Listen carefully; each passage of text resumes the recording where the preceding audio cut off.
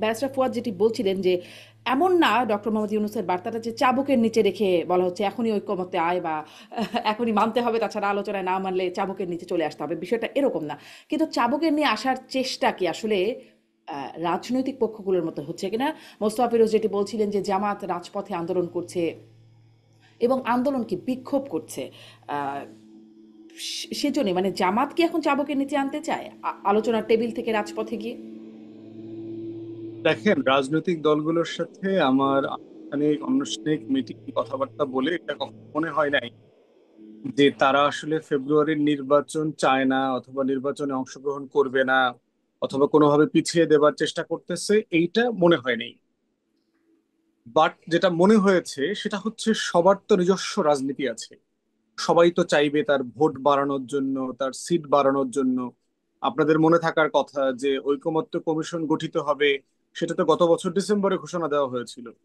তারপরে কি বিএনপি বড় বড় সমাবেশ মহাসমাবেশ করে নাই? বিএনপির অ্যাক্টিং চেয়ারম্যান কি ডেডলাইন দেয় নাই যে নির্বাচনের দিন তারিখ ঘোষণা করতে হবে? করেছে তো। এটা কেন করেছে? এটা তার পলিটিক্স। একটা রাজনৈতিক দল নির্বাচন চাবে, চাইতে পারে, 1000 বার চাইতে পারে, কোনো সমস্যা নাই। এখন এই জন্য এখন একই রকম ভাবে একই রকম ভাবে কি ব্যারিস্টার ফুয়াদ, একই রকম ভাবে কি? কারণ আমি প্রশ্নটা এই জন্য করছি, নির্বাচন চাইছে সরকারের কাছে এই জন্য দাবি নিয়ে তারা সমাবেশ করছে, কিন্তু এখানে বিক্ষোভ করছে জামাত এবং ইসলামী আন্দোলনগুলো। বিক্ষোভ কার, মানে বিক্ষোভ তো ক্ষোভের প্রকাশ, এই ক্ষোভটা কার বিরুদ্ধে দেখাচ্ছে? সরকারের বিরুদ্ধে। চাপটা কাকে দিচ্ছে? বিএনপি যেমন সরকারকে চাপ দিচ্ছিল নির্বাচন আদায়ের জন্য, এই চাপটা কাকে দিচ্ছে? সবার উপরে। জামাত এবং ইসলামী দলগুলো। আর রাজনীতির স্বার্থ কার কার উপরে থাকে? একটা হচ্ছে রাষ্ট্রকে কন্টিনিউয়াসলি বলা যে আপনারা যেভাবে দাবি দাওয়া গুলোকে, রাজনৈতিক মতামত গুলোকে হালকা করে দেখছেন, অথবা কমিশনে যান, কমিশনে গিয়ে নিজেরা আলাপ করে নেন, নিজেরা কোনো দায়িত্ব নিচ্ছেন না, এটা একটা বক্তব্য দেওয়া তাদের পক্ষ থেকে যে আমরা চাই আপনারাও ডিসাইসিভলি এখানে রোল প্লে করেন, ভূমিকা নেন। আবার দ্বিতীয়ত হচ্ছে ইকুয়ালি পলিটিক্যাল পার্টিগুলোকেও চাপ দেয়া যে আসলে একটা কনসেনসাসে আসা, যেখানে যেখানে ছাড় দেওয়ার সুযোগ আছে সেখানে সেখানে ছাড় দেয়া। এবং সেই জায়গাতে আমার মনে হয় যে এটা দেবার মধ্যে কোনো মানে রাজনীতির ফ্রেমের যতক্ষণের মধ্যে থাকবে, যতক্ষণ কিন্তু ব্যারিস্টার পর্যন্ত। ফুয়াদ, যেখানে যেখানে চাপ দেওয়ার মানে ছাড় দেওয়ার সুযোগ আছে সেখানে সেখানে ছাড় দেওয়া, বিষয়টা তো তা না। সুনির্দিষ্ট 5টা দাবি, তার মধ্যে উল্লেখযোগ্য হচ্ছে পিআর, জাতীয় পার্টি নিষিদ্ধ করা, এইরকম কয়েকটা, মানে যেখানে যেখানে ছাড় দেওয়ার সুযোগ আছে সেখানে সেখানে তো না, তাই না? সুনির্দিষ্ট 5টা জায়গা তো যেটা বললাম, দিতে হবে। ভিতরে যে যেখানে ছাড় দেবে, এই পাঁচটার ভিতরে সবাই তো সব জায়গায় ছাড় দেবে না। যেখানে যেখানে যার ছাড় দেওয়ার সুযোগ আছে এবং এই ছাড় দেওয়ানোর জন্য সরকার কিভাবে কাকে নেগোশিয়েট করবে, কার সাথে, কোন শর্তে, ব্যাক এন্ডে তো অনেক নেগোসিয়েশন হয় যে ভাই আপনি এটা মেনে নেন, আপনি এটা মেনে নেন, আপনি এটা মানলে আপনার লাভ, আপনি এটা মানলে দেশের লাভ। এই নেগোসিয়েশন গুলো সরকারকে তো ব্যাক এন্ডে কোনো না কোনো ফর্মে করতে হয়। তাহলে সেটা করবার জন্য তো সরকারকে মনে করিয়ে দেয়া যে ভাই আপনারা আপনাদের দায়িত্ব পালন করেন। আমি ইন প্রিন্সিপাল এই কর্মসূচিগুলোর মধ্যে আমি কোনো সমস্যা দেখি না। বিষয় হচ্ছে যারা কর্মসূচি দিচ্ছেন হুম। তারা সতর্ক আছেন কিনা সাফিসিয়েন্টলি যে এই কর্মসূচির আড়ালে যেই যেই অরাজকতা তৈরি করবার চেষ্টা যারা যারা করছেন তারা কোনো সুযোগ নেবেন কিনা। এইটা হলো গুরুত্বপূর্ণ বিষয় এবং এই সীমানাটা মাথায় রাখা। কারণ দেখবেন যে এরকম এই দাবিগুলোর অনেকগুলোর সাথে কিন্তু আমরা এবি পার্টিও একমত, কিন্তু আমরা তো কর্মসূচিতে যাচ্ছি না। আমরা প্রেস ব্রিফিং করব, টকশোতে মতামত তৈরি করব, সরকারের সাথে বসবো, কথা বলবো, কমিশনে যাব, বিএনপির সাথে দ্বিমত করব, ইনডোরে করব, আউটডোরে করব। যেই যেই ফর্মে কথা বলার সুযোগ আছে আমরা করছি এবং আমরা করব। তো এখন প্রশ্ন হচ্ছে, এবং আপনার সতেও তো এই বিষয়গুলো নিয়ে আমি নিজে অনেকবার কথা বলেছি, যে এর কোনো ইস্যুটা এমন ইস্যু না যেটা নিয়ে গত 1 বছর আমরা কথা বলিনি, বলছি। কিন্তু যারা ওই কর্মসূচি দিয়েছেন এটা তার তো রাজনীতি। যেভাবে আপনার মনে থাকার কথা, ফিরোজ ভাইয়ের সাথে এই ব্যাপারে আমার অনেক কথা হয়েছে, নির্বাচনের দিন তারিখ নিয়ে আমাদের তো ব্লাড প্রেশার পারে নাই।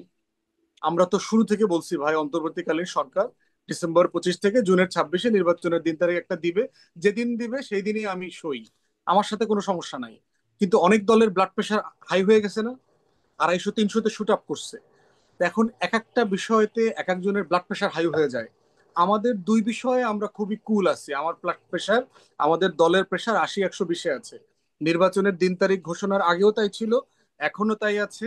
গতকালকে পরশু 3টে ইসলামী দল তাদের কর্মসূচি দেবার পরেও আমাদের ব্লাড প্রেশার একই জায়গাতে আছে, মোটেও বারে কমে নাই। কারণ হচ্ছে আমরা আমাদের রাজনীতি এবং বাস্তবতা সম্পর্কে অবগত হুম। যে আমি আসলে কতটুকু পর্যন্ত করব। কতটুকুর বেশি আওয়াজ তুললে আমার তো শত্রু আন্দোলন যারা দিচ্ছে সেই দলগুলোর ব্লাড প্রেশার কেন বেড়ে গেল এই বিষয়গুলো নিয়ে মানে তাকিয়ে আহ, শুনতে হবে আপা। কারণ সবার প্রেশার তো যার যার বেডরুমে, মেশিনও তার ঘরে। মানে ওই যে বলছিলেন ইনডোর আউটডোর নানা আলোচনা হয়, সেই আলোচনা থেকে আপনারা বুঝতে পারেন না যে কেন তাদের প্রেশার বাড়ছে এই কৌশলগত, বিষয়ে? আমি ধারণা করছি কৌশলগত ব্যাপার, সবাই বোধ করছেন যার যেখানে যতটুকু নেগোশিয়েট করবার সুযোগ আছে, হয়তো কাউকে একটু ফোন করে বলতে হবে, কাউকে একটু মিছিল করে বলতে হবে। তো যে যেটা কৌশলগত ভাবে মনে করছে সে সেটা করছে। আমরা মনে করছি আমরা আমাদের জায়গা থেকে ভিন্ন কৌশলে একই অথবা ভিন্ন মতের দাবি গৌলনে আমরা কাজ করবো আর কি। হুম। আপনারা কোন কোন দাবির সাথে, আপনারা বলছিলেন যে আমরা অনেকগুলোতে একমত, আপনারা কোন কোন দাবির সাথে একমত আন্দোলনকারী দলগুলোর মধ্যে? ধরেন তো আমাদের একটা মিক্স সিস্টেমের প্রস্তাবনা আছে, যে যদি উচ্চ কক্ষে ভোটের পিয়ার না হয়, তাহলে আমরা উচ্চ কক্ষই হুম। চাই না, এটা আমাদের দলীয় পজিশন। তাহলে নিম্ন কক্ষে মিক্স সিস্টেম হতে পারে কিনা 200 আসনে, কারণ জামায়াত ইসলামী আন্দোলন বাংলাদেশ তারা শতভাগ পিয়ার চাচ্ছে। আমরা শতভাগের ব্যাপারে একমত না। আমরা বোধ করছি যে একটা ট্রানজিশন সময় নিয়ে সিস্টেম চেঞ্জ করতে হয়। একটা সিস্টেম, একটা রাষ্ট্র, একটা জনগণ অনেক বছর ধরে যেটা অভ্যস্ত থাকে, সাডেনলি তাকে 360 ডিগ্রি পরিবর্তন করলে সে সেটাকে নিতে পারবে না, অ্যাবজর্ভ করতে পারবে না। এই জন্য একটা ট্রানজিশন নিতে হবে। ট্রানজিশনটা কি হতে পারে?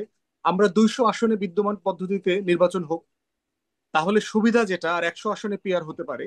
তাহলে বিএনপি কে আশ্বস্ত করা যাচ্ছে যে আপনি যেহেতু এখন সবচেয়ে বড় রাজনৈতিক দল, হুম। আপনি 200 থেকে 150 60 এমনি পেয়ে যাবেন। তাহলে সরকার গঠিত হয়ে যাবে। সরকার গঠনে নেপালে শ্রীলঙ্কাতে যে টেনশন গুলো দেখেছি সেটা হচ্ছে না।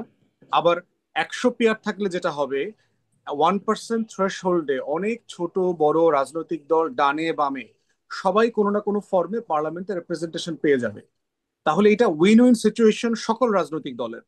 আমাদের প্রস্তাব ছিল যে একটা মিক্স সিস্টেমে আমরা যেতে পারি কিনা, যেখানে সরকার স্টেবল থাকবে, বিএনপি বড় দল আকারে আশ্বস্ত হবে, বাকি দলগুলোও জানবে তাদের একটা আপনাদের প্রস্তাব নিয়ে আলোচনা হয়েছে, মানে আলোচনার ফিডব্যাক কি মনে হলো? কমিশনে। আমরা বারবার বলেছি এজেন্ডাভুক্ত করে আলোচনা করবার জন্য, তারা কখনো এটা করতে রাজি হন নাই।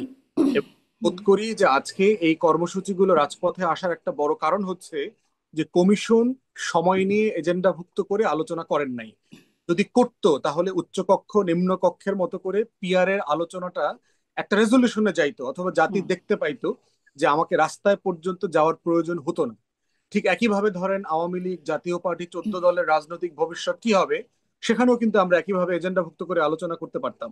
আমি গণতদন্ত কমিশনের কথা বহু আগে বলেছি, আপনার সাথেও বলেছি, হুম। 1 বছর আগে থেকে বলেছি যে নির্বাহী আদেশে দল নিষিদ্ধ না করে জনগণের মতামত নেওয়া দরকার, আমেরিকান স্টাইলে শুনানি হওয়া দরকার। সবাই সেখানে মতামত দিক, দেখি আমরা ওপিনিয়নটা কিভাবে ক্রিয়েটেড হয়। তারপরে জুডিশিয়ারি ডিসাইড করবে যে তাদের ফেট কি হবে। তো এইরকম প্রত্যেকটা বিষয় দেখবেন যে যে কর্মসূচিগুলো এসছে এগুলো কিন্তু পিয়ারভুক্ত করবার, এজেন্ডাভুক্ত করবার দাবি এই রাজনৈতিক দলগুলোরও ছিল। জামায়াত হুম। ইসলামী আন্দোলন বাংলাদেশ কিন্তু কমিশনে একাধিকবার বলেছে। যেমন ধরেন আমরা আমলাতন্ত্রের সংস্কার নিয়ে কোনো কথা বলতে পারি নাই, আমরা বারবার বলেছি।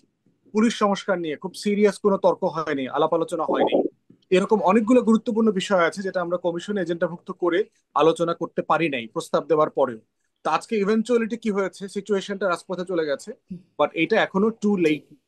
যেহেতু জি। কমিশন সময় 1 মাস সময় নিয়েছে, আমার মনে হয় যে এই পুরো কর্মসূচিটাকে আবারও ফরেন সার্ভিস একাডেমিতে ফিরায় নিয়ে আসবার সুযোগ আছে।